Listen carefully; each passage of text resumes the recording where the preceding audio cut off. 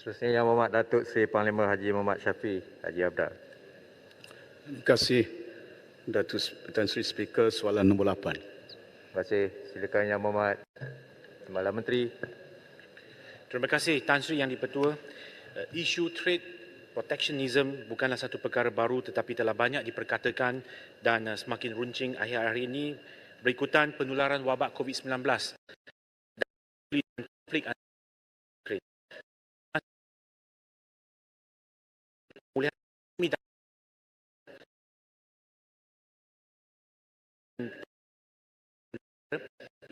Ini untuk mengurangkan impak trade protectionism. Yang pertama, mempelbagaikan sumber bahan mentah dan makanan dari pelbagai negara alternatif bagi memastikan bekalan domestik mencukupi dan harga berada di tahap mampu milik. Keduanya, Malaysia konsisten dalam membangkitkan isu trade protectionism ini dalam mesyuarat atau persidangan antarabangsa di semua peringkat, termasuk mesyuarat dua hala, mesyuarat serantau seperti ASEAN dan juga APEC, dan juga di peringkat berbagai hala iaitu Pertubuhan Perdagangan Sedunia WTO bagi memastikan amalan ini tidak dilaksanakan dalam perdagangan antarabangsa. Semasa persidangan Menteri WTO yang ke-12 yang diadakan Jun yang lalu, Malaysia telah menyeru supaya WTO selaku institusi antarabangsa yang mengawal selia sistem perdagangan pelbagai hala agar bertindak segera bagi memastikan kestabilan, keselamatan dan keboleh-ramalan perdagangan antarabangsa dalam menangani krisis masa terutamanya trade protectionism. Malaysia telah menekankan bahawa usaha-usaha perlu dipertingkatkan untuk menyelaras prosedur perdagangan dan mempercepatkan kelulusan untuk barangan keperluan yang penting dan mudah rosak seperti makanan dan ubat-ubatan, khususnya dalam menangani krisis kesihatan awam dan juga makanan yang dihadapi pada masa ini, selaras dengan kewajipan yang ditetapkan di bawah perjanjian fasilitasi perdagangan WTO. Di peringkat ASEAN pula, mesyuarat Menteri-Menteri Ekonomi ASEAN yang ke-54 baru-baru ini telah bersetuju untuk mengukuhkan lagi komitmen supaya tiada larangan atau sekatan ekspor yang tidak konsisten dengan peraturan-peraturan WTO, Perjanjian Perdagangan Barangan ASEAN atau singkatannya ATICA, dan Memorandum of Understanding on the Implementation of the Non-Tariff Measures on Essential Goods under the Hanoi Plan of Action. Tan Sri Yang di-Pertua, dalam kerjasama ekonomi di rantau Asia Pasifik, Malaysia bersama dengan rakan-rakan APEC juga giat berusaha untuk memastikan rantaian bekalan di rantau ini tidak terganggu. Sebagai contoh, semasa pandemik, ekonomi Asia Pasifik telah bermuafakat dalam memastikan bekalan vaksin, ubat-ubatan dan barangan keperluan tidak terputus. Tan Sri Yang di-Pertua, inisiatif ketiga iaitu melalui Perjanjian Perdagangan Bebas. Malaysia turut menekankan aspirasi perdagangan bebas dan adil bagi memajukan lagi usaha liberalisasi perdagangan untuk mempercepatkan lagi proses integrasi ekonomi global sekaligus menentang trade protectionism. Dan keempat, Malaysia turut mengambil langkah proaktif dalam menjalinkan hubungan baik dan erat dengan negara-negara dagang utama.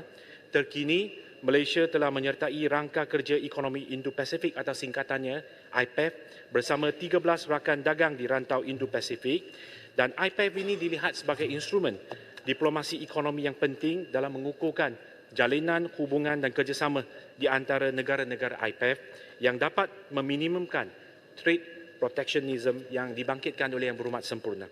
Dan kesemua pendekatan dan inisiatif yang diambil oleh kerajaan ini merupakan inisiatif untuk mengurangkan atau meminimumkan trade protectionism dan seterusnya menyumbang kepada pemulihan ekonomi negara pada masa yang sama mengawal kadar inflasi dan kos sara hidup rakyat. Terima kasih Tan Sri Yang di-Pertua. Tan Sri, terima kasih Tan Sri. Setelah mendengar apa yang telah dijawab oleh Yang Berhormat Timbalan Menteri berhubung kait dengan protectionism, dan saya mendapati bahawa Yang Berhormat Timbalan Menteri telah menyatakan bahawa dasar kerajaan pada hari ini ialah supaya mengelakkan amalan itu dilakukan pelindungan. Ya? Dan saya melihat bahawa ini tak konsisten dengan amalan kerajaan yang ada pada hari ini. Kita sedar dan tahu bahawa salah satu langkah mengatasi protectionism iaitu barter trade. Kita boleh berdagang dengan minyak masaknya, oil kelapa sawitnya, dengan barang-barang lain. Ya, tapi kita lihat, kita nakkan ayam, contoh.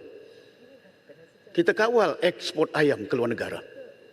Saya bekas Menteri Dalam Negeri Perdagangan. Saya nyatakan kita tak pernah pun menghalang pengeksportan harga ayam ke luar negara. Ya. Apa yang penting kita tingkatkan productivity negara kita untuk bolehkan supaya food security is secure. Cukup untuk ayam dibekalkan, we need to know berapa juta, 15 juta ekor ayam yang perlu dibekalkan dalam negara kita. Tapi saya melihat dasar kerajaan hari ini bercanggah dengan apa yang Yang Berhormat nyatakan.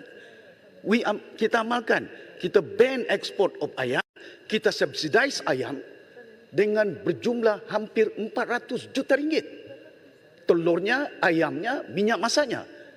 Where the country goes, how do you manage the financial system in this country?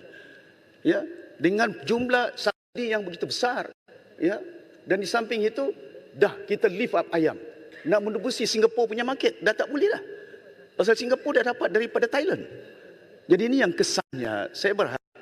Dan tahun ini untuk 6 bulan yang depan kita telah meluluskan jumlah pelaburan 123.3 bilion. Sekiranya kita tidak mengamalkan perdagangan bebas, saya yakin dan percaya perdagangan negara kita tidak akan berkembang kepada tahap yang ada pada hari ini dan pelabur-pelabur asing juga tidak akan masuk ke negara kita. Jadi saya fikir berkenaan dengan setengah pendekatan yang telah diambil untuk pengawalan inflasi ini, Yang Berhormat boleh rujuk kepada Kementerian KP dan HEP mahupun Kementerian Pertanian berkenaan dengan pendekatan yang dijalankan dan juga objektif yang nak dicapai. Terima kasih Tan Sri Yang di-Pertua. Soalan terakhir untuk hari ini, silakan Yang Berhormat Kuala Nerus. Ya, terima kasih Tan Sri Yang Berhormat Tan Sri Speaker, terima kasih Timbalan Menteri. Isu trade protectionism ini tak dapat kita pisahkan dengan isu technical barriers, khususnya dalam kita bincang isu food security bagi negara kita. Jadi sejauh mana kerajaan memberi kemudahan untuk supaya segala isu berkaitan dengan food security kita tetap dapat dilaksanakan dengan baik dan akhirnya beri kesan kepada kos harga hidup rakyat tadi. Terima kasih. Terima kasih. Hormat. Tan Sri Speaker, berkenaan dengan food security, saya fikir banyak program telah diadakan oleh Kementerian Pertanian, Kementerian MAFI, dan pelbagai program dan juga yang dah dilaksanakan ini adalah untuk menjamin food security. Saya fikir boleh rujuk kepada usaha yang dilakukan oleh Kementerian Pertanian. Dan bagi di peringkat MITI, kita sentiasa menggalakkan industri dan juga syarikat-syarikat tempatan untuk mempelbagaikan sumber ekspor dan import agar kepelbagaian ini dapat menjamin kita kata kelestarian, kemampanan dan juga supply chain bekalan makanan ataupun bekalan bahan mentah ataupun sumber yang berterusan.